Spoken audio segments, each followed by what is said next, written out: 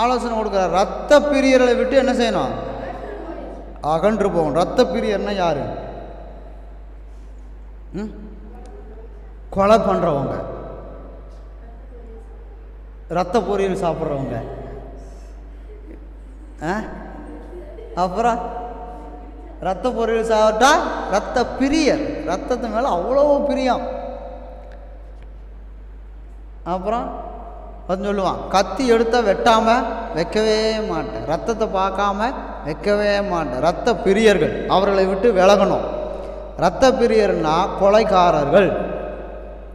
இப்போ கொலைக்காரன்னா யார்? 1 யோவான் 3:15 வாசிங்க.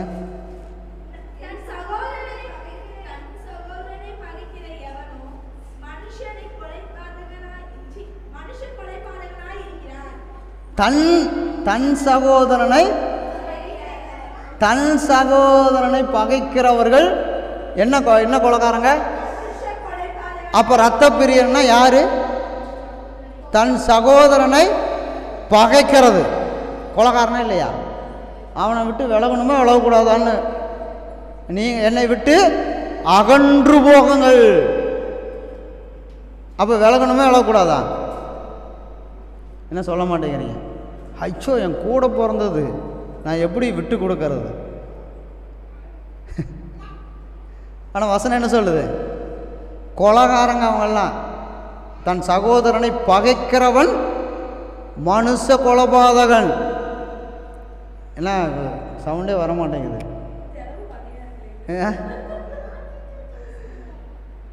அவளை விட்டு என்ன செய்யணும்? விலகணும். அகன்று போங்கள். அவர்கள் வாசிங்க. அவர்கள் எவர்களா?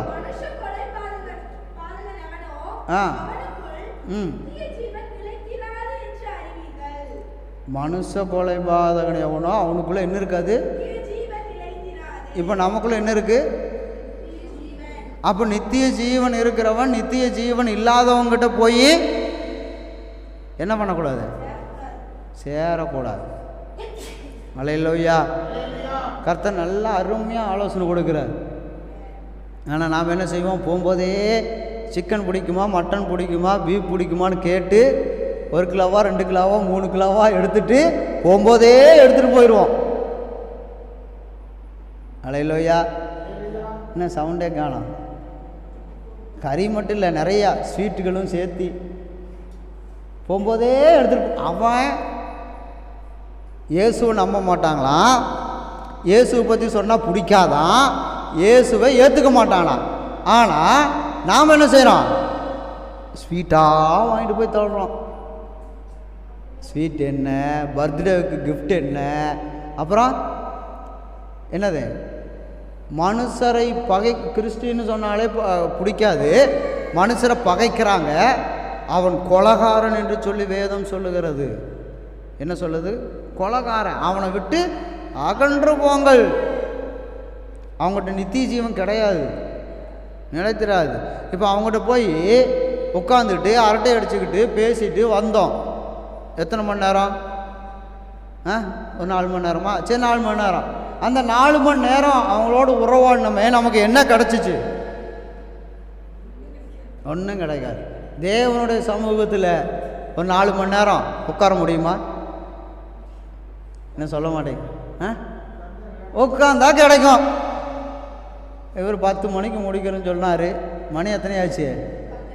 10:15 ஆயிடுச்சு. இன்னும் போட்டு இழுத்து அறுத்துட்டு இருக்கிறாரு. நித்திய ஜீவனோட இருக்கிறவங்களோட உறவாடுறதுக்கு என்ன பிடிக்காது? நித்திய ஜீவனோடு உள்ளவர்களோடு பழகிறதுக்கு பிடிக்காது. என்னத்தை பார்ப்போம்? டைம் பார்ப்போம். நேரம் ஆயிடுச்சு, வாட்ச் ஓடுதா இல்லையான்னு தெரியலையே. வாட்ச் ஒன்று டைம் எவ்வளவு? மணி 10 கழிச்சு. கரெக்டாக தான் ஓடுது அப்படின்போம். ஆனால் நித்திய ஜீவன் இல்லாதவங்ககிட்ட 4 மணி நேரம் 5 மணி நேரம் உட்காந்து பேசுங்களேன், டைம் போகிறதே தெரியாது. தெளிலால் மடியில் சிம்சோன் படுத்திருக்கிற மாதிரி டைம் போகிறதே தெரியாது. அவன் மொட்டை அடிக்கிறதே தெரியாது. நம்மளை மொட்டை அடிக்கிறாங்க, அது தெரியல. என்ன ஒரு அநியாயம் பாருங்க. பிரசங்கம் ஆவிக்குரிய வாழ்க்கையை என்ன செய்யுது? வளர்த்துது. ஆனால் அது பிடிக்காது. போட்டு அறுத்து அதை இதுன்னு பேசி மொட்டை அடிப்பான். அதுதான் அப்படியே சுகமாக இருக்குது. நல்லா பேசுது அந்த அக்கா, நல்லா போன மனசுக்கு அப்படியே நிம்மதியாக இருக்குது. போய் எல்லாத்தையும் கொட்டி அப்புறம் சிம்சோன் எழுந்திரிச்சான். மொட்டை அடிக்கப்பட்டதே தெரியல, ஆனால் எந்திரிச்சு நான் கர்த்தரை நேசிக்கிறேன், நான் கர்த்தருக்கு ஆராதனை செய்கிறேன் தெரியுமா, நான் ஜெபிக்கிறேன் தெரியுமா, பைபிள் படிக்கிறேன் தெரியுமா. அந்த மொட்டை மண்டையில் ஓங்கி ஒரு கொட்டுவார் ஆண்டவர்.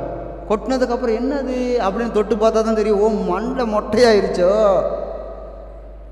அல்லேலூயா. அகன்று போகல் என்று சொல்லி கர்த்தர் நமக்கு சொல்லுகிறார்.